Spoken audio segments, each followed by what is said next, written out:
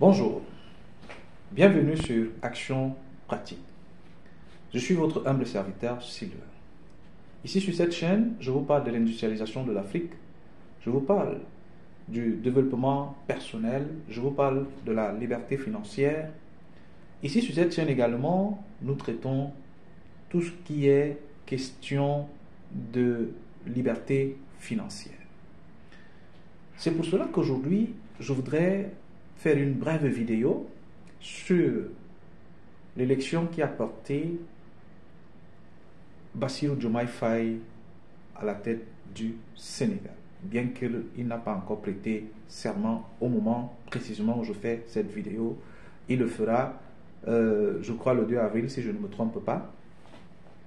La leçon que nous devons retenir ici, mais avant de continuer, je vous invite à liker, je vous invite à partager, je vous invite à souscrire, afin que la communauté puisse grandir. Parce que, comme j'ai l'habitude de vous dire, c'est la liberté financière qui vous permettra de résoudre, d'avoir une vie heureuse et de résoudre les problèmes autour de vous, que le stress financier s'arrête à votre niveau, au niveau de votre famille et ceux qui vous entourent. Également à une grande échelle lorsque vous décidez de devenir entrepreneur. J'ai l'habitude de vous dire qu'il y a deux façons de gagner suffisamment bien sa vie. Soit vous décidez de devenir entrepreneur, soit vous décidez de devenir investisseur. Beaucoup disent souvent, mais comment est-ce que je vais devenir investisseur si je ne suis pas entrepreneur alors que je suis plutôt salarié? Vous devez comprendre une chose. Bien que vous soyez salarié, pour d'aucuns, vous avez la possibilité d'investir. Mais pour investir, il faut commencer par une épargne. Et lorsque vous avez atteint un certain montant, en fonction des investissements que vous devez faire, vous vous mettez donc à investir. Tout en diversifiant vos investissements, bien entendu, ne pas mettre les œufs dans un seul panier. Vous pouvez multiplier les investissements et, je vous le dirai encore ici ce soir, et je ne le dirai jamais assez, on ne met pas les œufs dans un seul panier et on ne peut se permettre d'investir que l'argent qu'on peut se permettre de perdre. Je reprends. On ne peut investir que l'argent qu'on peut se permettre de perdre. Cela ne veut pas dire que lorsque vous lancez des investissements, vous allez perdre vos investissements. Non.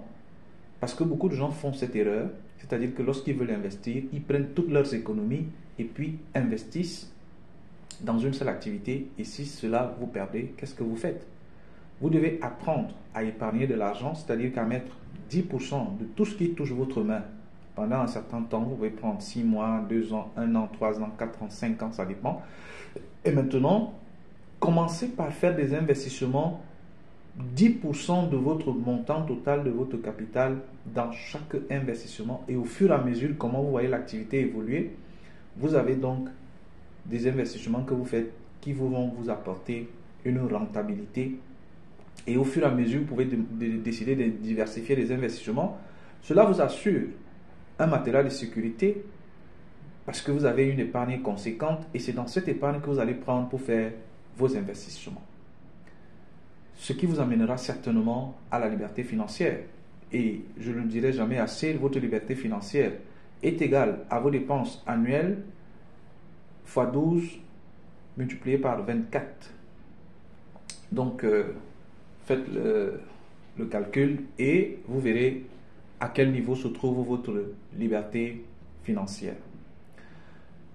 Quand je dis cela, je voudrais aujourd'hui qu'on aborde un sujet.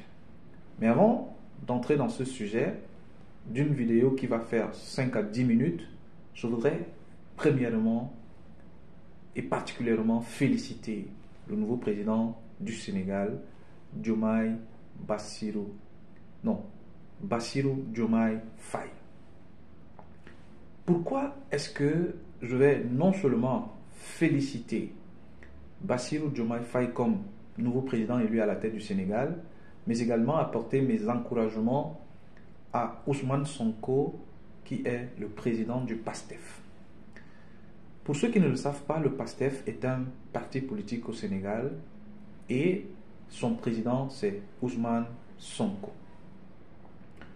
Ousmane Sonko comme vous le savez, pour ceux qui suivent l'actualité nationale et internationale au Sénégal, l'actualité nationale au Sénégal, et pour ceux qui ne sont pas au Sénégal, qui suivent l'actualité internationale, c'est-à-dire que ce qui a fait parler la presse sénégalaise et la presse internationale, même ces deux derniers mois, je dirais comme ça, bien que bien avant, il y a eu pas mal de soucis. Ousmane Sonko a été persécuté, et bien avant même, il a été candidat à l'élection présidentielle au Sénégal, la toute dernière, pas celle, l'avant-dernière, pas celle qui a porté Bassirou Diomaye Faye à la tête du Sénégal. Mais là, il a été battu par le président sortant, Macky Sall, qui va passer le pouvoir dans quelques jours à Bassirou Diomaye Faye. Mais ce que je voudrais ici, dans cette vidéo, vous donner comme leçon, et moi-même j'apprends aussi de ça, c'est que malgré l'expérience que j'ai plus de 20 années comme entrepreneur et investisseur, multi-investisseur de par le monde, donc en réalité c'est la persévérance. Lorsqu'on est persévérant, on réussit toujours par atteindre ou alors par avoir le succès.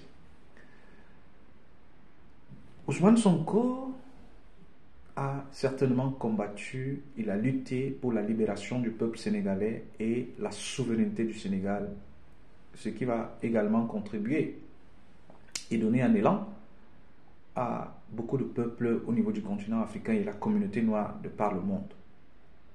C'est un nouveau vent qui arrive au Sénégal, une jeunesse à la tête du Sénégal. Mais ici, la leçon que moi je retiens, c'est la persévérance et la résilience. Parce que malgré toutes les difficultés, malgré tout ce à quoi il a fait face, Ousmane Sonko est resté résilient. Il est resté calme. Il est resté persévérant. Et lorsque même à un moment, il n'a pas été capable, ou alors, pas qu'il n'a pas été capable, c'est-à-dire que les possibilités ne lui étaient pas offertes pour qu'il soit lui-même candidat à l'élection présidentielle, il a cru à son projet politique. Et parce que ce projet politique, je pense, ma foi, est plus grand que lui, alors par humilité et avec certainement le consentement et la concertation entre les membres du bureau politique du PASTEF, il a porté son petit frère, Bassirou Diomaye Faye, a été investi, je vais dire ça comme ça, comme candidat à l'élection présidentielle. Et ce qui a porté du fruit au jour d'aujourd'hui. Donc, c'est une leçon de persévérance qui amène à la réussite. Encore mes félicitations au nouveau président et que l'Éternel Dieu vous accompagne dans votre lot de responsabilités, lot de missions que vous avez. Votre projet politique est un projet politique assez attrayant, assez consistant, bien élaboré. J'ose croire, ma foi, que c'est un projet politique que vous allez mettre en application, implémentant donc ce projet politique au niveau du Sénégal, pour que la souveraineté du Sénégal soit véritablement pleine. Bon vent à vous, bon vent au pastèque, et que Dieu bénisse et protège le Sénégal, qu'il vous accompagne dans cette lourde responsabilité. Je ne pourrais pas sortir de cette vidéo sans dire quelque chose, parce que j'ai lu dans beaucoup de commentaires de certaines vidéos que j'ai regardées, et les gens disent les présidents du Sénégal, les nouveaux présidents du Sénégal. Ce que je sais, sauf si je me trompe, c'est qu'au Sénégal, il y a un fauteuil présidentiel, il n'y a pas de poste de vice-président. Je proposerais, si jamais vous tombez sur cette vidéo, Monsieur le Président, nouvellement élu à la tête du Sénégal, Bassirou Diomaye Faye et Ousmane Sonko, le président du PASTEF, pourquoi pas? Je pense que pour ma part, et là ça n'engage que moi, ce n'est qu'une proposition, de prendre le poste de Premier ministre. Et là, ça éviterait que les gens disent les présidents du Sénégal, parce que quand j'ai lu ça, je regarde ça, je dis mais il n'y a pas deux présidents dans un pays. Le Sénégal a, selon sa constitution, un président, et maintenant Ousmane Sonko qui est véritablement l'homme qui a tout fait en réalité. Bon, il s'est mis devant parce que tous les autres également ont travaillé. Celui qui a été élu président aujourd'hui a également fait la prison par des motifs que, bon, je ne peux pas savoir exactement le fond, Mais au vu de ce qu'on a suivi dans les médias, c'était pas des choses véritablement très, très, très fondées. Donc, au jour d'aujourd'hui, et moi, je ne cesserai jamais de dire merci au Conseil constitutionnel du Sénégal, qui a véritablement montré qu'il est l'organe suprême qui a permis que le pays ne sombre pas dans la guerre, ne sombre pas dans l'éclatement, dans la mort et dans les violences. Merci aux autorités sénégalaises, merci au peuple sénégalais. Nous vous soutenons en tant qu'Africains, quel que soit l'endroit où nous nous trouvons, et nous continuerons à soutenir tous ceux qui sont africains quand ils vont dans le bon sens pour ne pas détruire l'Afrique, mais plutôt pour la construire. Parce que c'est à nous, peuple africain, de narrer notre histoire, de l'écrire. C'est maintenant qu'il faut écrire l'histoire de l'Afrique. Pour ceux qui font la politique, dans le domaine de la politique, pour ceux qui sont entrepreneurs, dans le domaine de l'entrepreneuriat, pour ceux qui sont investisseurs, dans le domaine de l'investissement. Parce que c'est à nous de développer notre continent. C'est à nous de nous faire respecter.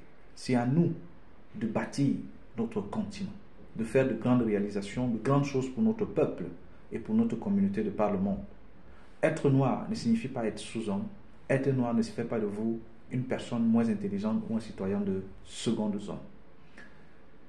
Pour cela, je vous invite donc à souscrire, à liker, à partager massivement nos vidéos afin que nous puissions atteindre une audience assez conséquente parce que le Seigneur, par sa grâce, met des idées dans notre cœur et nous pouvons également les partager avec vous ici sur cette chaîne Action Pratique.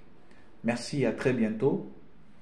Bonne fête de la Pâque pour ceux qui sont chrétiens et bon dimanche à vous. Merci.